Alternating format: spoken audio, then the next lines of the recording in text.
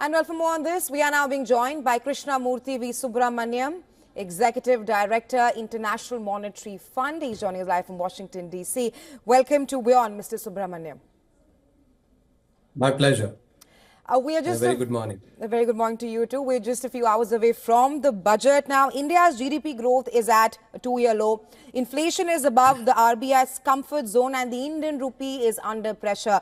It is in this complex backdrop that the Finance Minister will be presenting the budget. First up, your expectations from the budget today. First of all, thank you very much for inviting me. I am hoping for a budget that will have a reformist push to it. I think it is important given the fact that there has been slowdown in growth. A couple of aspects that I want to highlight. I was hearing your report which talked about slowdown in consumption.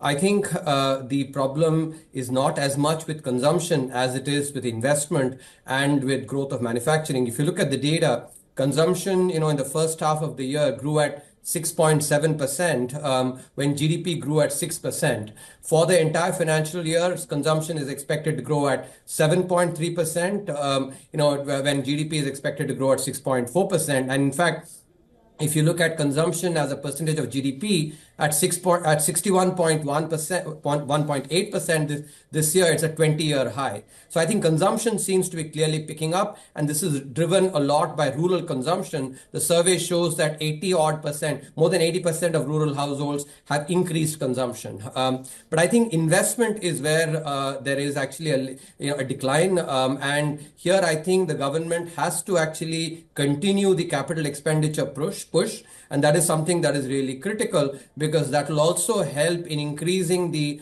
output in the economy. Thereby also helping to keep inflation in control. Mr. Subramaniam, the economic survey was tabled yesterday, and the broader theme of the economic survey was deregulation. And like you also answered about investment, the message to the private sector in the economic survey was to increase investment. My question to you is that how much of that will actually translate into policy in the budget today? Your assessment of the economic survey that was tabled yesterday.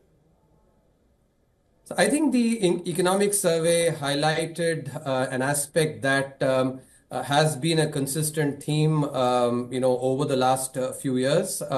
You would recall during my tenure as a CA as well, we had focused on more deregulation, and a lot of policy measures were taken for deregulation. I think overall reducing the complexity of regulation so that ease of doing business can be enhanced is something that is critical.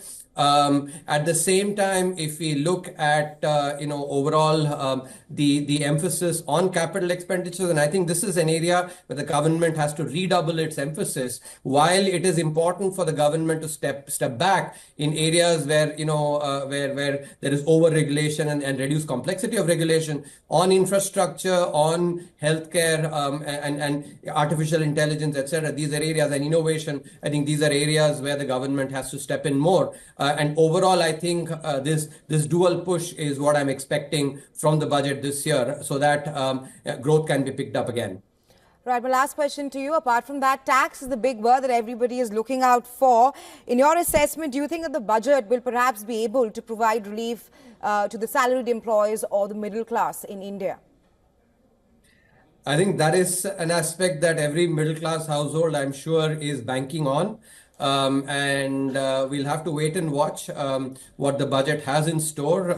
In general, if we look at, not only the middle class, but even the small firms and, budding entrepreneurs, they need to be supported because the overall complexity of regulation and the enormity of regulation is something that has to be worked down. And I think tax is an important, in fact, a lot of the difficulty in doing business is encountered through the tax authority. So this is an aspect that must be focused on. At the same time, I think, by trying to expand the tax net to especially professionals like lawyers, chartered accountants, dentists, etc., who are self-employed and I don't think end up paying adequate taxes, that must be focused on so that the salaried middle class can actually be given some comfort. And I'm hoping some measures will be taken along these lines in the budget. Right. Thank you, Mr. Subramaniam, for joining us on the show with your insights. My pleasure.